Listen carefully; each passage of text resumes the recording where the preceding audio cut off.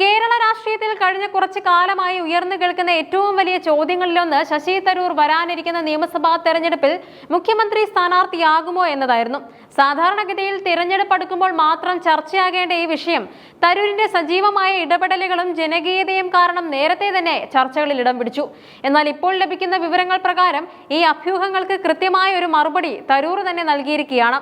വരാനിരിക്കുന്ന തിരഞ്ഞെടുപ്പിൽ തന്നെ മുഖ്യമന്ത്രി സ്ഥാനാർത്ഥിയായി ഉയർത്തിക്കാട്ടേണ്ടതില്ലെന്ന് അദ്ദേഹം ഹൈക്കമാൻഡിനെ ഔദ്യോഗികമായി അറിയിച്ചു കഴിഞ്ഞു. ആഴ്ചകൾക്ക് മുൻപ് ഡൽഹിയിൽ നടന്ന അതീവ പ്രാധാന്യമുള്ള കൂടിക്കാഴ്ചയിലാണ് തരൂർ തന്റെ നിലപാട് വ്യക്തമാക്കിയത്. കോൺഗ്രസ് അധ്യക്ഷൻ മല്ലികാർജുൻ ഖാർഗെ, രാഹുൽ ഗാന്ധി എന്നിവരുമായി നടത്തിയ ചർച്ചയിൽ മുഖ്യമന്ത്രി പദത്തിന് പിന്നാലെ താൻ ഇല്ലെന്ന് അദ്ദേഹം പറഞ്ഞു. ഒരുപക്ഷെ ഗ്രൂപ്പ് പോരുകൾ നിലനിൽക്കുന്ന കേരളത്തിലെ കോൺഗ്രസ് രാഷ്ട്രീയത്തിൽ താൻ ഒരു തടസ്സമാകാൻ ആഗ്രഹിക്കുന്നില്ല എന്ന സന്ദേശമായിരിക്കാം ഇതിലൂടെ അദ്ദേഹം നൽകുന്നത്. മുഖ്യമന്ത്രി സ്ഥാനാർത്ഥിയായി സ്വയം അവതരിപ്പിക്കാനില്ലെന്ന് പറയുമ്പോഴും കേരള രാഷ്ട്രീയത്തിൽ സജീവമാകണമെന്ന ഹൈക്കമാൻഡിന്റെ നിർദ്ദേശം അദ്ദേഹം സന്തോഷപൂർവ്വം സ്വീകരിച്ചു. ഇത് കേരളത്തിലെ UDF പ്രവർത്തകർക്ക് വലിയ ആവേശം നൽകുന്ന ഒന്നാണ്. തിരഞ്ഞെടുപ്പിന് മുൻപായി കേരളത്തിലെ എല്ലാ ജില്ലകളിലും സജീവമായി പ്രവർത്തിക്കാനും വോട്ടർമാരെ സ്വാധീനിക്കാനും തരൂർ മുൻനിരയിലുണ്ടാകും. ശശി തരൂരിനെ സംബന്ധിച്ചിടത്തോളം എന്നും വിവാദങ്ങൾ കൂടെ ഉണ്ടാകാറുണ്ട്. പലപ്പോഴും അദ്ദേഹം പറയുന്ന കാര്യങ്ങൾ സന്ദർഭത്തിൽ നിന്നും അടർത്തി മാറ്റി മാധ്യമങ്ങൾ റിപ്പോർട്ട് ചെയ്യുന്നത് വലിയ തർക്കങ്ങൾക്ക് വഴിവെക്കാറുണ്ട്. ഇതിൽ അദ്ദേഹം തന്റെ അതൃപ്തി ഹൈക്കമാൻഡിനെ അറിയിച്ചു. തന്റെ പ്രസ്താവനകൾ പൂർണ്ണ രൂപത്തിൽ മനസ്സിലാക്കാതെ മറ്റു നേതാക്കൾ ഉടൻ പ്രതികരിക്കുന്നത് പാർട്ടിക്ക് ഗുണകരമല്ലെന്ന നിലപാടാണ് അദ്ദേഹത്തിനുള്ളത്.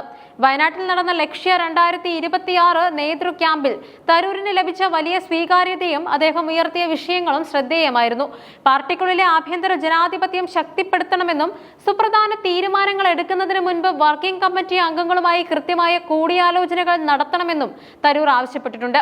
ഇത് പാർട്ടിക്കുള്ളിലെ എല്ലാ വിഭാഗങ്ങളെയും ഒരുമിച്ച് കൊണ്ടുപോകാനുള്ള നീക്കത്തിന്റെ ഭാഗമായാണ് വിലയിരുത്തപ്പെടുന്നത്. തരൂരിനെ ചൊല്ലി കേരളത്തിലെ കോൺഗ്രസിനുള്ളിൽ വീണ്ടും ഭിന്നതകൾ ഉണ്ടാകാൻ ഹൈക്കമാൻഡ് ആഗ്രഹിക്കുന്നില്ല. AICC general secretary KC Venugopal കേരളത്തിൽ നേതാക്കൾക്ക് നൽകിയ കടുത്ത നിർദ്ദേശം ഇതിലേക്കാണ് വിരൽ ചൂണ്ടുന്നത്.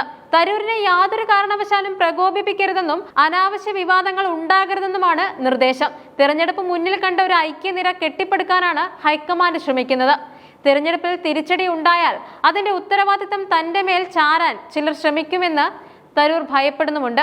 അതുകൊണ്ട് തന്നെ വിജയ പരാജയങ്ങളുടെ ഉത്തരവാദിത്തം കൂട്ടായ നേതൃത്വത്തിനായിരിക്കണമെന്നും തന്നെ കരുവാക്കി രാഷ്ട്രീയ കളിക്ക് ശ്രമിക്കരുതെന്നും അദ്ദേഹം നേതൃത്വത്തോട് തുറന്നു പറഞ്ഞു.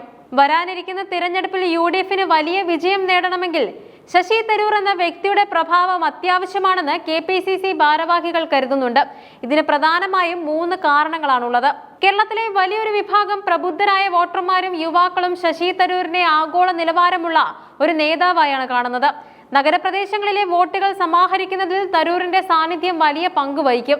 അടുത്ത കാലത്തായി ക്രൈസ്തവ സഭകൾക്കും വിശ്വാസികൾക്കുമിടയിലും കോൺഗ്രസിന് മുസ്ലിം പ്രീണനമുണ്ടെന്ന തരത്തിലുള്ള പ്രചാരണങ്ങൾ നടക്കുന്നുണ്ട്. എന്നാൽ പലസ്തീൻ വിഷയത്തിലും മറ്റും തരൂർ എടുത്ത കൃത്യമായ നിലപാടുകൾ ക്രൈസ്തവ സഭകളുമായുള്ള ബന്ധം മെച്ചപ്പെടുത്താൻ സഹായിച്ചിട്ടുണ്ട്. ക്രൈസ്തവ വിഭാഗങ്ങളുടെ ആശങ്കകൾ ദൂരീകരിക്കാൻ തരൂരിന്റെ ഇടപെടലുകൾ വഴി സാധിക്കുമെന്ന് കോൺഗ്രസ് നേതൃത്വം വിശ്വസിക്കുന്നുമുണ്ട്. മുഖ്യമന്ത്രി പദത്തിന് താൻ ഇല്ലെന്ന് വ്യക്തമാക്കിയതോടെ മറ്റു മുതിർന്ന നേതാക്കൾക്കിടയിൽ ഉണ്ടായിരുന്ന ആശങ്കകൾ മാറിയിട്ടുണ്ട്. ഇത് പാർട്ടിക്കുള്ളിൽ കൂടുതൽ ഐക്യം കൊണ്ടുവരും. മുഖ്യമന്ത്രി പദവി മോഹിച്ചല്ല, മറിച്ച് കേരളത്തിലെ UDFനെ അധികാരത്തിൽ തിരിച്ചെത്തിക്കുക എന്ന വലിയ ലക്ഷ്യത്തോടെയാണ് ശശി തരൂർ ഇനി പ്രവർത്തിക്കുക. ഡൽഹിയിൽ അദ്ദേഹം വ്യക്തമാക്കിയ നിലപാടുകൾ രാഷ്ട്രീയ പക്വതയുടെ അടയാളമാണ്. ഗ്രൂപ്പ് വൈരങ്ങൾ മാറ്റിവെച്ച് തരൂരിന്റെ ജനപ്രീതിയെയും ബുദ്ധിപരമായ നീക്കങ്ങളെയും കൃത്യമായി ഉപയോഗിക്കാൻ കോൺഗ്രസിന് സാധിച്ചാൽ 2026 വലിയൊരു രാഷ്ട്രീയ മാറ്റത്തിന് കേരളം സാക്ഷ്യം വഹിക്കും.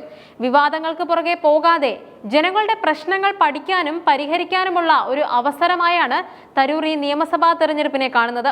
പാർട്ടിക്കുള്ളിലെ മറ്റെല്ലാ നേതാക്കളെയും വിശ്വാസത്തിലെടുത്തുകൊണ്ട് എല്ലാവരെയും ഏകോപിപ്പിച്ച് മുന്നോട്ടു പോകുക എന്ന വലിയ ദൗത്യമാണ് ഇപ്പോൾ ഹൈക്കമാൻഡ് തരൂരിനെ ഏൽപ്പിച്ചിരിക്കുന്നത്.